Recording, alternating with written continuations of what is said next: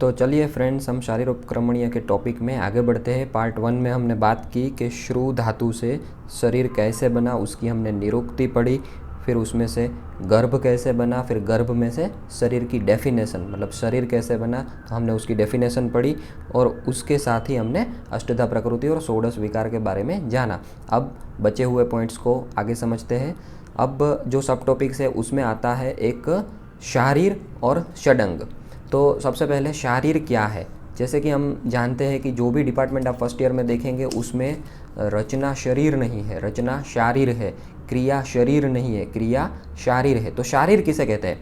तो आचार्य बताते हैं शरीरम अधिकृत्य कृतम तंत्रम शारीरम और शारीरिक भावम अधिकृत्य कृतो अध्यायः शारीरः। तो शरीरम अधिकृत्य मतलब जो तंत्र में ज़्यादा से ज़्यादा शरीर की बात की गई हो, शारीरिक भाव की बात की गई हो, ऐसा अध्याय, ऐसे टॉपिक्स का समूह और ऐसे अध्यायों का समूह जिस स्थान में है उसे शारीर स्थान या फिर शारीर बोलते हैं। तो शारीर किसे बोलते हैं? जिसमें ज़्यादा से ज़्यादा शरीर की बात है, जिसमें ज़्यादा से ज़्यादा शारीरिक भावों की बात है, उसे हम शारीर के नाम से जानेंगे। उसके बाद टॉपिक है छोटा सा एक षडंग। षड अंग, षड का मीनिंग होता है 6 और अंग हमको मालूम है। तो तच्च षडंग, ऐसे 6 षडंग हमको शारीर में मिलते हैं। उसमें से पहला है शाखा, जिसको हम बोलते हैं लिम्स। हमारे 4 लिम्स होते हैं। जैसे यहाँ का हमने देख लिया कि जैसे 2 हाथ हो गए, 2 पैर हो गए, तो ये हमारे 4 लिम्स को हम बोलेंगे शाखा। फिर उसके बाद बोले हैं मध्यम पंचम, 5वां जो है वो ये है मध्य शरीर। ये 4 हमने देख लिए, ये और 4 लिम्स, ये 5वां है। और ये हमने देख लिया छठा सिर, कि जिसको हम बोलते हैं छठा। तो 4 लिम्स, 5वां मध्य शरीर और छठा सिर, इसको हम षड अंग बोलेंगे। ये 6 हमारे अंग हैं, बाकी के जो भी है वो हमारे प्रत्यंग होंगे। इसके बाद एक टॉपिक है शरीर शास्त्र विभाग। अभी जैसे हम सबको मालूम है कि हमको शरीर पढ़ना है, हमको शरीर का अच्छे से अभ्यास करना है, तो उसका विभाग, उसकी इंडेक्स कैसे दी गई है। तो आयुर्वेद में शारीर स्थान में आचार्य जी ने इसके 10 चैप्टर्स दिए हैं। उसको हम क्या बोलेंगे? अध्याय। 1 से 10 उसके चैप्टर दिए गए हैं। जैसे सर्वभूत चिंता शारीर हो गया, शुक्र शोणित शुद्धि शारीर हो गया, गर्भावक्रांति शारीर हो गया, गर्भ व्याकरण शारीर हो गया, शरीर संख्या व्याकरण शारीर हो गया, प्रत्येक मर्म निर्देशी शारीर हो गया, शिरावर्ण विभक्ति शारीर, शिरा व्यद्ध विधि शारीर, धमनी व्याकरण शारीर और गर्भिणी व्याकरण शारीर। तो जब एग्जाम में ये SAQ के तौर पर कभी कभार पूछते हैं शरीर शास्त्र विभाग, तो क्या है कि शारीर स्थान में दी गई इंडेक्स के नाम आपको लिखने हैं और उसके साथ ही आपको 2 या 3 लाइन में उस अध्याय के विषय वस्तु को प्रस्तुत करना है। जैसे सर्वभूत चिंता शरीर में सृष्टि उत्पत्ति की बात की गई है, शुक्र शोणित शुद्धि शरीर में सृष्टि उत्पन्न करने का जो बीज, जो एकम है शुक्र और शोणित, तो उसकी शुद्धि कैसे करनी है, या फिर उसमें दोष कैसे होते हैं, या फिर शुद्ध शुक्र और शुद्ध शोणित कैसे होता है, उसके लक्षण दिखाए गए हैं। तो ये आपको यहाँ पर पढ़ना है। सृष्टि उत्पत्ति आपको यहाँ पर पढ़नी है। गर्भावक्रांति और गर्भ व्याकरण में आपको पूरा एम्ब्रियोलॉजी की स्टडी करनी है।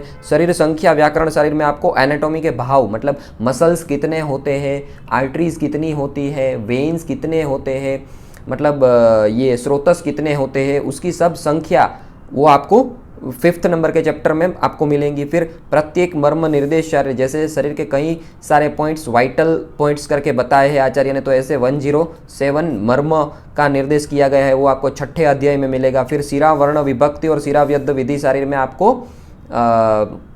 वेनेसेक्शन, और पहले तो शिराएं कितनी होती है, कैसे होती है, कौन से वर्ण की शिराएं दी गई है, और फिर उसका वेनेसेक्शन कैसे करना है, इम्प्योर ब्लड को बाहर निकालने के लिए उसका व्यद्ध वेधन कैसे करना है, तो ये आपको ये 2 चैप्टर्स में मिलेगा। फिर उसके बाद धमनी व्याकरण शारीर है और उसके बाद गर्भिणी व्याकरण शारीर है।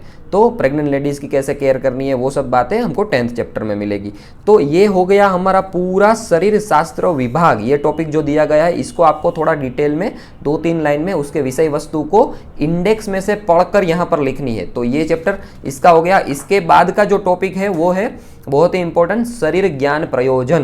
प्रयोजन का मतलब है आपको क्यों चाहिए शरीर ज्ञान, आपको क्यों पढ़ना है। आप अगर यहाँ पर एडमिशन लिए है, आपने BA MS पढ़ना चालू किया है, तो वो क्यों जरूरी है, ठीक है।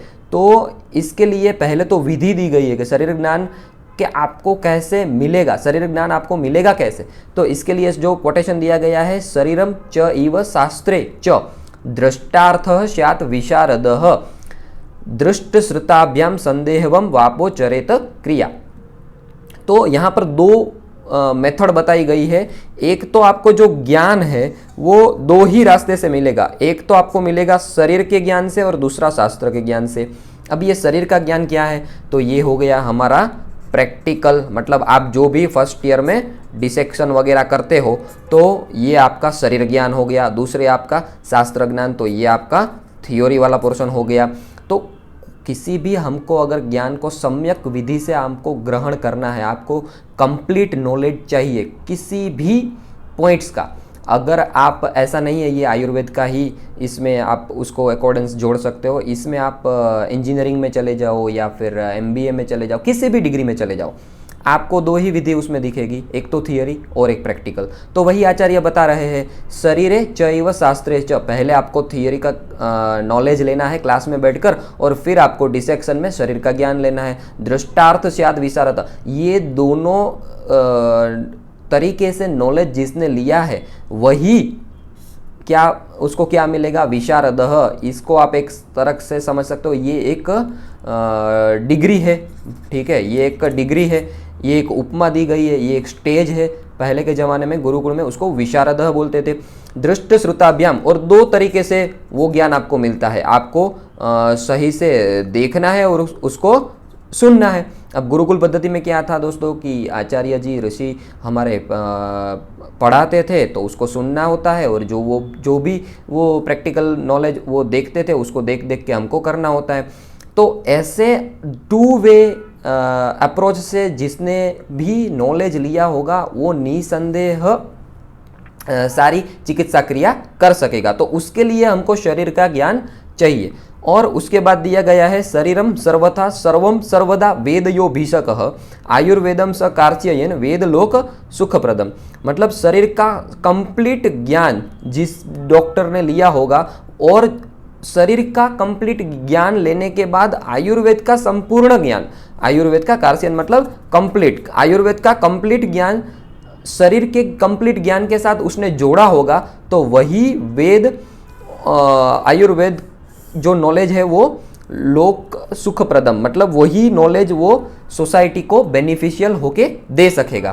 तो ये एक दो श्लोक आपको 5 मार्क के SAQ में आते हैं, तो इसको समझकर आपको इलोबरेट करके लिखना है। इसके बाद है एक लास्ट टॉपिक, मृत शरीर संशोधन।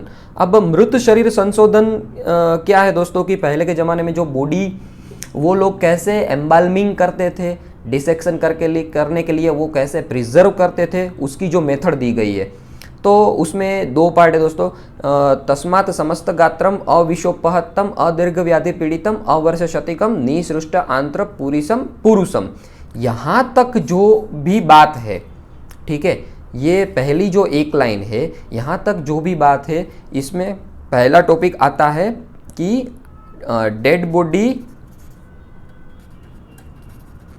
सिलेक्शन क्राइटेरिया, ठीक है, डेड बॉडी सिलेक्शन क्राइटेरिया। तो क्राइटेरिया क्या रहेगा? अब ऐसा तो नहीं है कि डेड बॉडी किसी भी तरह की कैसे भी हमने ले ली, ठीक है। तो डेड बॉडी कैसी डेड बॉडी हम ले सकते हैं, उसके जो रूल्स एंड रेगुलेशंस है एज पर आचार्य सुश्रुत, वो यहाँ पर दिए गए हैं। तो तस्मात् समस्त गात्रम, समस्त गात्रम का मतलब क्या है कि जो भी उसके अंग उपांग जो सब है वो कंप्लीट होने चाहिए, ठीक है।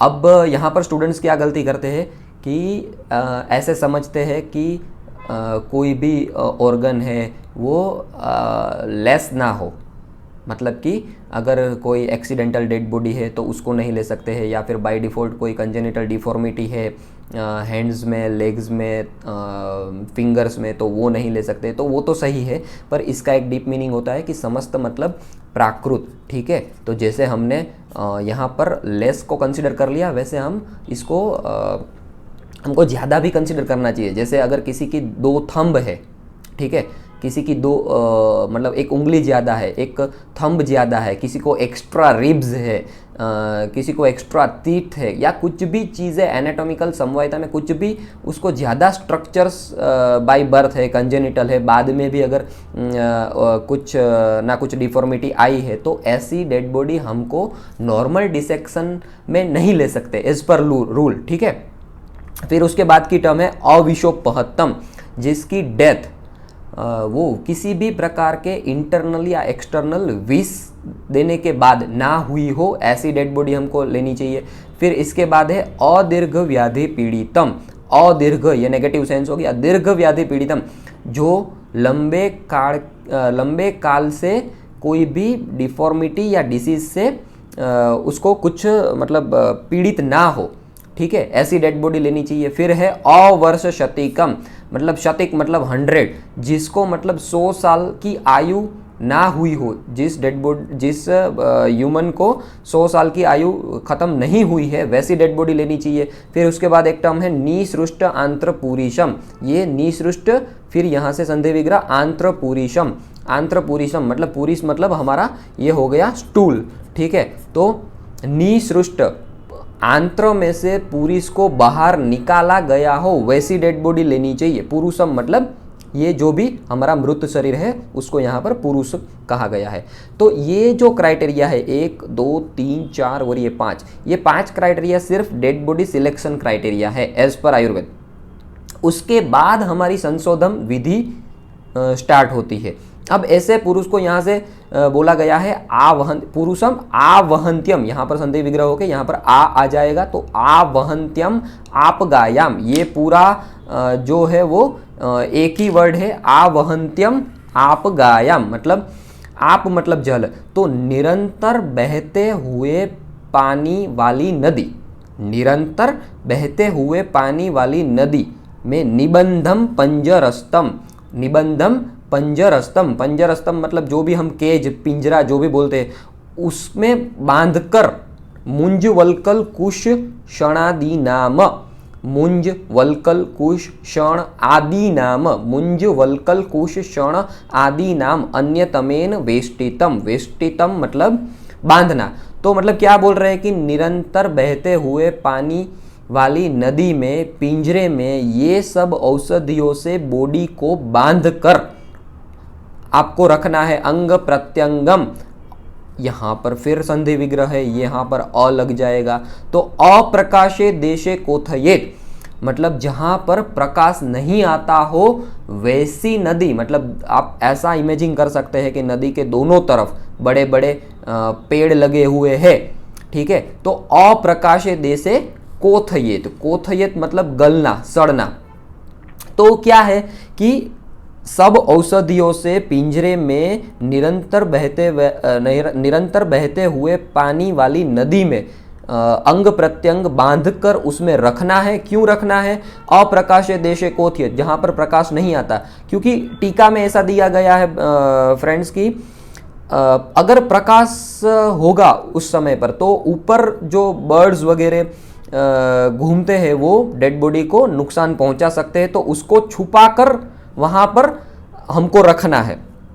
फिर क्या है? सम्यक प्रकोत्थितम, अगर वो प्रोसेस अच्छी तरह से हो जाती है, ऊपर कही गई, ठीक है, च उद्गृत्य सम्यक प्रकोत्थितम ततो देहम, ऐसे देह को, ऐसी बॉडी को कितने टाइम पर रखना है? सप्तरात्राद। अब ये वर्ड बहुत इंपॉर्टेंट है, सप्तरात्राद, क्योंकि कभी कभार एमसीक्यू में पूछ लेते हैं कि कितने दिन तक रखनी चाहिए। अब अगर हम सोचे तो दिन बोलेंगे तो ये 8 डेज हो गया, ठीक है, और रात बोलेंगे तो ये 7 नाइट्स हो गई, तो डिपेंड्स कि एमसीक्यू में क्या आता है।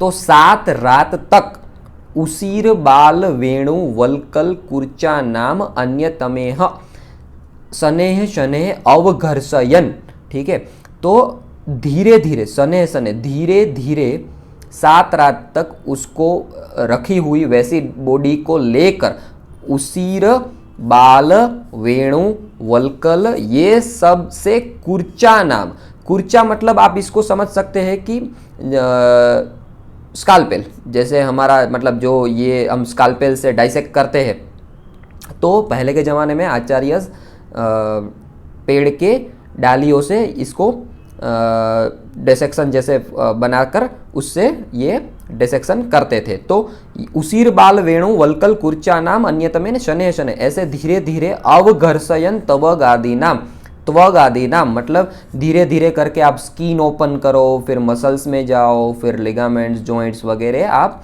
धीरे धीरे अवघर्षण उसको डाइसेक्ट करते जाओ। सर्वानेव बाह्य अभ्यंतर मतलब बाहर से अंदर की तरफ आप डाइसेक्शन करते जाओ।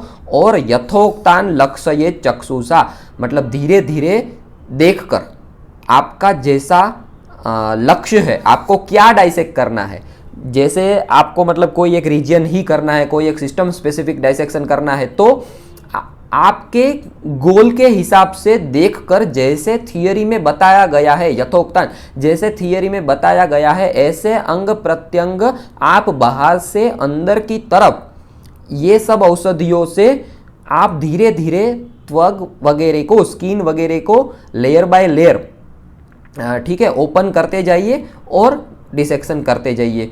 तो ये पूरा जो श्लोक है वो कभी कभार हमको SAQ में आता है, ठीक है, और इसको हम बोलते हैं मृत शरीर संशोधन विधि। ठीक है, तो जल्दी से मिलेंगे नेक्स्ट पार्ट में। थैंक यू, जय श्री कृष्ण।